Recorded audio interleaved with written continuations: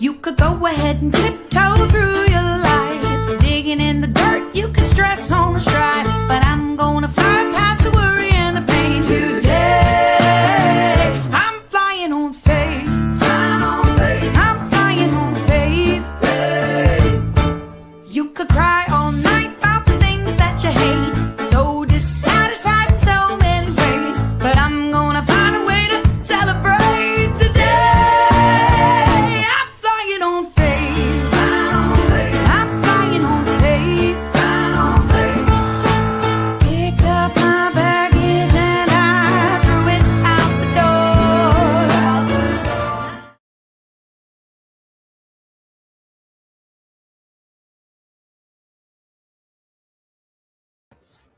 Good morning. Good morning. I pray that you are having an amazing, amazing day. We are moving into the Christmas season. You know, came right out of Thanksgiving, and it feels like Thanksgiving was just yesterday that we had the turkey on the table. And so it's always interesting to me to see how it feels that time is flying and moving so quickly. But here we are. Today is December 22nd.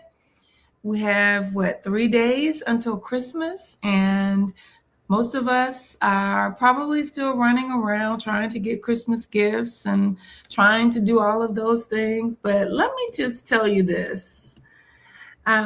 Most of the people in our lives are going to be people who are not looking for the things that you are bringing them, but they're looking for you to show up. Let that sink in for just a minute. They are looking for you to show up as yourself,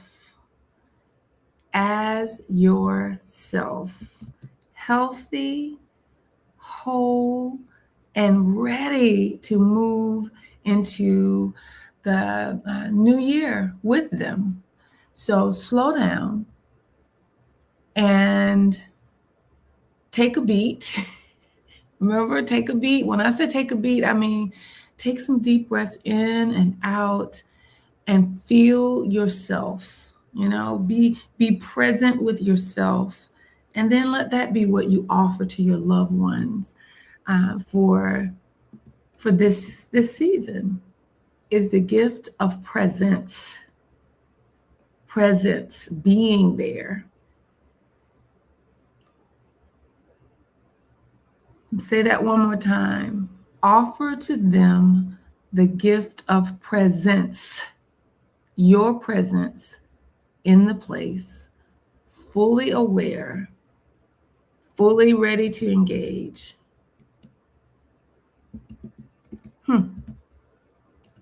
I know you can do it. I know you can. You're worth it, and they are worth it. Okay? All right, we're going to move into today. I want you to take a minute and share this with someone you know who needs to hear about wellness, to know that wellness is more than just the absence of disease, but it's the presence of you being full of energy, full of vitality, and managing any chronic disease processes that may be in your body. It's managing them well. It's getting a team of people to help you, recognizing that wellness grows best in community. And in the process of all of that, you become the best person you can be. So I'm going to take a moment and share. And I ask that you do the same thing too. I like to maximize by sending it out to groups. So today I'm going to choose 2 groups. One of them, Voices of Hope. And the second one, where is it that I wanted to send it out to today, is a group that my friend has. It's called Holy Fit. Holy, W-H-O-L-E. Hopefully Fit. WHOLE, whole, fully fit. Looking at the same things that we're looking at, that we transform when our body, our mind, and our spirit are working together and engaging together to do the work. And so I give you my disclaimer that I am not a physician, nor am I a certified nutritionist, nor am I a certified therapist. I am a registered nurse of 30 years, and I am a pastor with my master's, or should I say one class away. You guys be in prayer with me. This last semester is coming up in Christian formation, which looks a lot at that same thing: body, mind, spirit connection. But I do want you to know that you need to seek your physician before starting any diet or exercise program. That is imperative because they are such an integral part of your team, your wellness team. They are the ones that are able to do the testing to see if there is any chronic illness in your body. And if so, they can help you manage that chronic illness so that you are at your best. Okay, so make sure that you get them on your team. And as always, I like to put my number and my email address up and say, hey, I'm willing also to be a part of your wellness community. So go ahead, text me or email me and say, hey, I'd like to take the next step and do some one-on-one coaching with a wellness coach in my area. And hey, I will be there. I do one-on-one sessions in person or virtually. We start generally with a 12-week program, asking some questions and digging deep and starting to set a plan of wellness for you. Individual plan, where it's not me just kind of throwing this information out like I do here, but actually sitting down, walking you through it step by step, helping to track your progress. So let's dive in, because what we're talking about today is major. We're getting ready to go into our new year, and I want us to have an opportunity to be able to dig into, decipher what our one word is for this coming year so that we can engage and be fully present. All right, let's dive in. So with our one word, we've been talking about looking in. Remember, we said look in, do some internal work, ask those hard questions. What is it that I need? What is in the way? And what do I need to let go? Remember, what do I need? What is in the way? And what do I need to let go?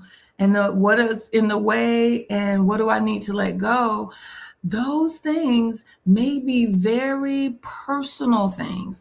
It may be something on your side of the deal, and not always pointing our fingers out, looking to see what someone else has done or said or caused, but it may be looking internally to see what the issue is within you. And the same thing about letting go. It may be that you need to let go of that trauma, that grief. And when I say let go of them, I mean by getting into therapy, getting into community, having people who have a common grief working together. Because what I always say about grief is that grief never gets smaller. Life just gets bigger around it. So how do you begin to have a healthy life that surrounds that loss so that you're able to live fully?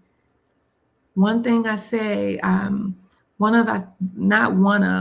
would say it's the biggest loss I've had in my life is losing my son, my child. And what I will say about it is I know the person he was, and he would not want me to be so bound by grief that I couldn't live. And I'll say that again. He wouldn't want me to be so bound by grief that I couldn't live. But I also know that in honoring him, I allow that grief to have its space and its place. So learning how to deal with that is a part of, I'm always asking that question, Lord, what do I need to let go of? How do I move forward? Okay. And then we said after looking in, and looking in requires turning off these things right here. Then we want to plug in and look up.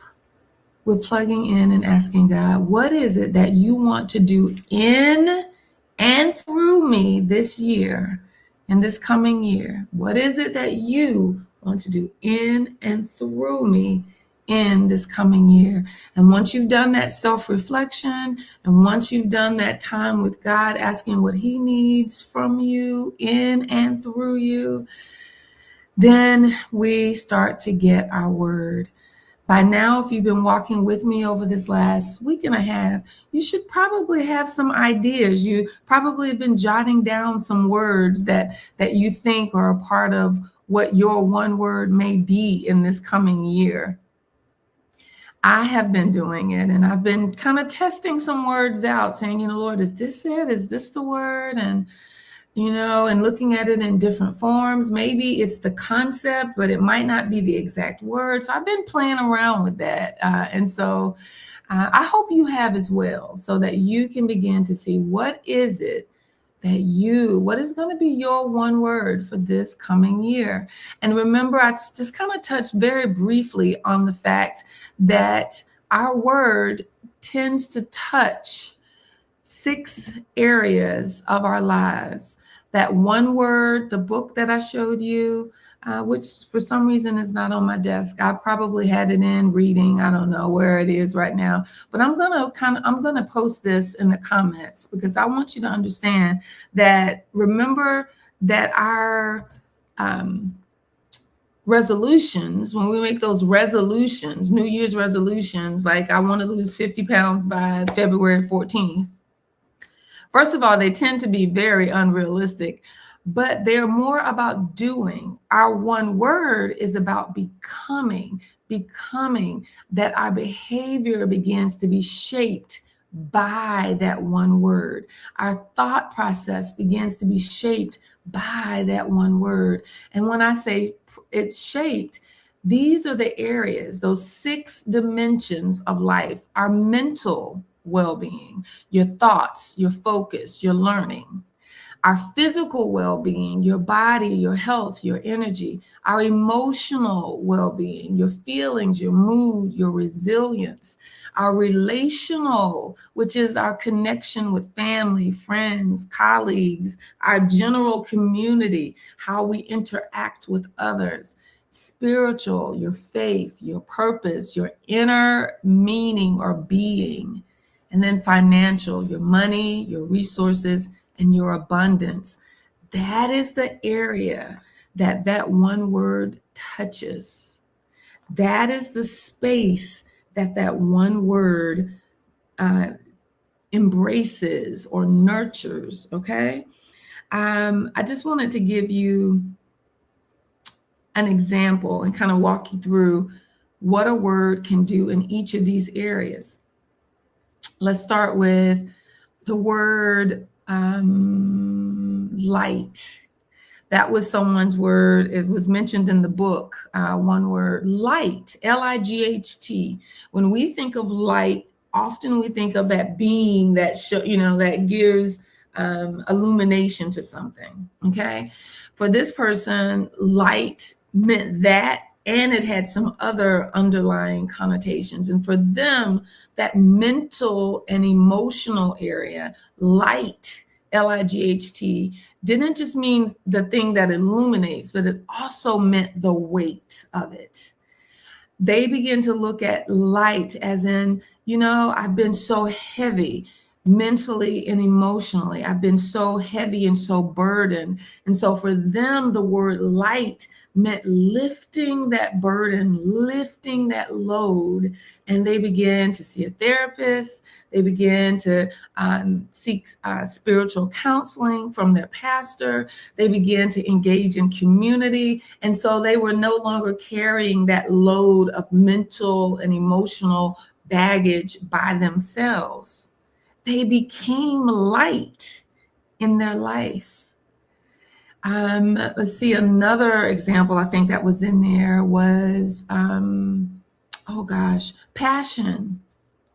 And this person felt that they had disengaged from life so much that they wanted to ignite passion in the areas, these 6 dimensions of their life. And so for them, it was in that financial area, passion had left because they felt that the finances were so overwhelming, they didn't care about it anymore. And so what they found was by beginning to say, I want to begin to work on my debt. I want that to be a passion for me. I want to bring an energy to it. I want to attend to it. They begin to save, they begin to get their books together, all of those passion return. And as passion return in that area, it also began to spill over into the physical, and they began to take care of their physical body, working out and finding something and activities that they enjoyed doing. They began to be passionate about physical activity. You understand? You see how it transforms? So instead of going in saying, I'm going to just revamp my books this year, and I'm going to be debt free by December, they said, I want to begin to develop a passion in those areas that have been lacking for so long. One word changes everything. One word. So I'm going to jump in today to discuss the last part of our process.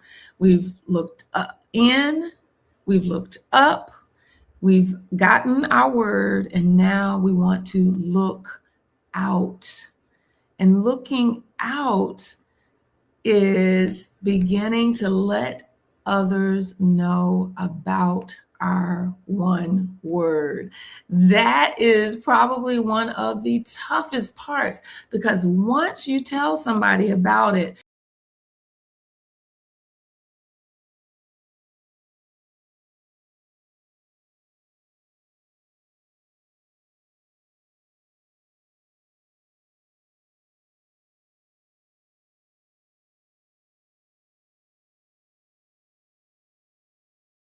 not sure what I just did, but I'm back. They're going to begin to look for the evidence of that one word. Okay. And so a lot of times we get a little spooked by evidence, right? We get a little spooked by living up to something. And so this last part is look out, apply and live it out. What does it look like to let someone else know about your word? Looking out means let your word influence how you relate to others. Let it shape how you respond to stress. Let it guide how you serve your community. Let it be visible in your daily choices. Don't just make the word, put it on your refrigerator, and then you say, okay, that's my word for this year. I've done it. No, you now got to begin to embody it and become your word. Your word becomes not only personal, it becomes relational. It impacts not just you, but the people God places around you. Every time you are unsure of which way to go, ask yourself, does this align with my word? Remember, we said that getting that one word is going to help in your decision-making processes. It is going to begin to shape what decisions you make going forward. And so when you get into a stressful situation, instead of panicking, just ask yourself, does this align with my word? Let's say your word is passion that we just talked about, and someone has invited you to be a part of a business. And they've asked you to not only invest, but to actually be present and to show up. And you stop and you say, whoa, wait a minute. I'm not passionate about that. Yeah, it has the potential to make money, but I'm not passionate about that. I don't feel any of me in that. If I do it, I'd be doing it strictly for that person. And though I love them, this year, I wanted everything that I participate in to elicit passion within me. for it to be a true desire so that I am fully engaged. And so this doesn't align with where I am. And so I have to learn how to say no. So your one word could begin to free you from needless engagement in areas that only consume your energy. Because remember, when you say yes to something, you're also saying no to something else. So every time you're unsure about which way to go, ask yourself, does this activity, does this venture, does this change in life line up with my word? That one filter simplifies your choices, it clarifies your priorities, and it nurtures your growth. And so how then do you live out your word? Consistency. Remember, small steps, big change. Consistency builds transformation. We don't become anything different or better by doing it one day and then we don't do it again for 3 months. Consistency builds transformation. That's why I told you, make sure that you write your word down. Pen to brain connection. Pen to brain connection. And I am going to put it in one more time. I thought I had this written, I thought I had this in color because it does have like this little bright red on it, but I could only get my black and white today. But it is the action plan for your one word. You can find that action plan at getoneword.com, getoneword.com, or at onewordchallenge.com. I'm going to put the get one word in there because you can definitely go directly to that action plan and walk through it yourself so that you're not just listening to me, but you actually have the action plan in your hand where you do the look in, it takes you through the look up, it takes you through the get your word, and it also takes you through the portion of look out where you begin to form relationships around your word. And so one of the things that it has in it, and let me see, this was mine from last year, so I might, I don't have it in here right now, but it's, oh yes, I do. I did do an extra copy. It has a little section that says my one word, and then you can put your one word. It has a little line, you can't really see it, but you put your one word on there. You can decorate this, you can doodle on it, you can make affirmations on it. It's yours. You put your one word on here. You can actually even type your word in online so it's nice and neat if you're one of those people. And so that it's all in type form, and put it on your refrigerator. Print you a second one, put it in your locker at work, or put it in your car. So wherever you're going, you see your one word. And remember, I even told you last week about the fact that you can put it like in your phone as a screensaver. Let me get back in mine so I can show you what that looks like. You may want to put your one word on your phone. This was mine from a few years ago. Transform, where now it's, you got it typed. Put it in there. I don't know if you can see it. It's going away. But my word is on there. So every time I pick up my phone, I can see my word. And it's like, okay, it's right there in my face. I have to make sure I'm forming my day around my one word. Okay? You have to be intentional. Create rhythms around it. Make it a part of your prayer in the morning. Make it a part of your weekly journaling. You know, my thing is I have my journal here. No, this is not my one word, but these are things that I've put on my journal, personalizing it for myself: dreaming, believing, praying, pressing, going, loving, keep dreaming. See, I had keep dreaming, keep believing, keep praying, keep pressing, keep going, keep loving. These are things that are important to me. So creating that rhythm around your word, including it in your prayer, including it in your journaling, and then having some monthly check-ins where you ask yourself, Where did my word guide me? Where did I stray? What is God teaching me through it? Maybe this is a weekly check-in for you, that you're stopping and you're looking at how your word is forming and shaping and how you are becoming your word. Romans 12:12, it keeps coming back. Be transformed by the renewing of your mind. It does not just happen. You have to be actively participating in it. So, how do I live out my word?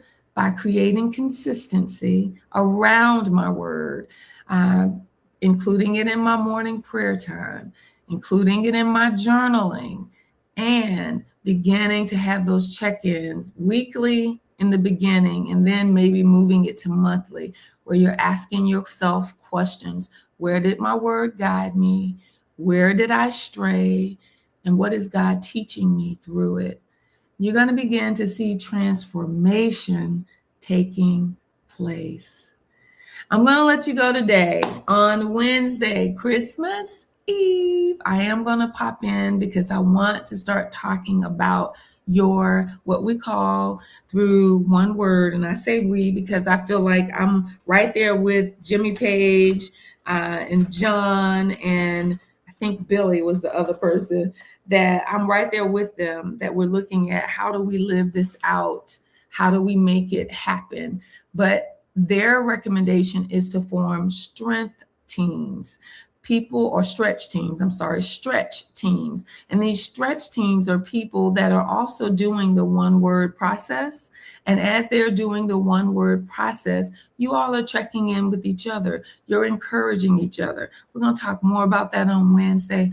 What an amazing day to talk about community on Christmas Eve. So I'll see you back here then. I'm going to close us out in prayer. And I just say, share this with someone. Trust me, you're going to want to have someone on your stretch team that is already familiar and ready to move into this new year with their one word. So let's pray. Heavenly Father, thank you. Thank you for caring enough about us to send your son into this world. One word that changed everything was Jesus. And we say thank you for that. And Lord, I just ask you to be with us in these last few remaining days of 2025. Help us to prepare to go into the new year, 2026, Lord, with confidence, with peace, with love. And Lord, as I say these words, any of these could be someone's one word: peace, confidence, love, wisdom, joy. Lord, that one word that transforms us from the inside out. We thank you for this opportunity. And Lord, I just ask that you will give us courage to take this step. Thank you so much for your love. Thank you so much for your peace. And thank you for making us.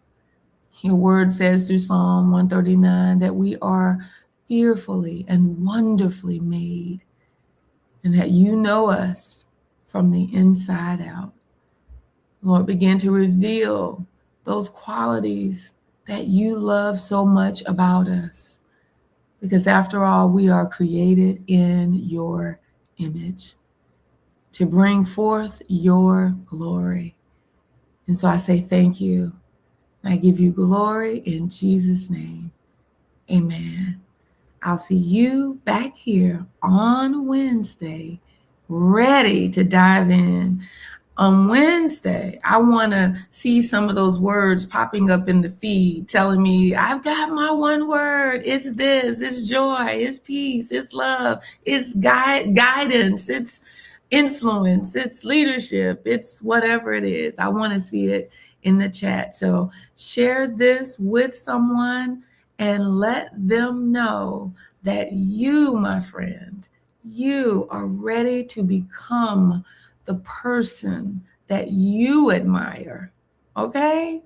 And Have a great day. If you're just popping in, make sure you go back, listen to the replay because you're important. Have an amazing rest of your day.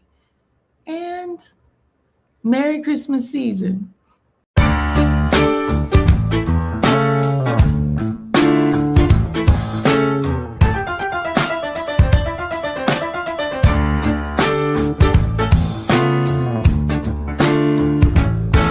You could go ahead and tiptoe through your life, digging in the dirt. You can stress on the strife, but I'm gonna fly past the worry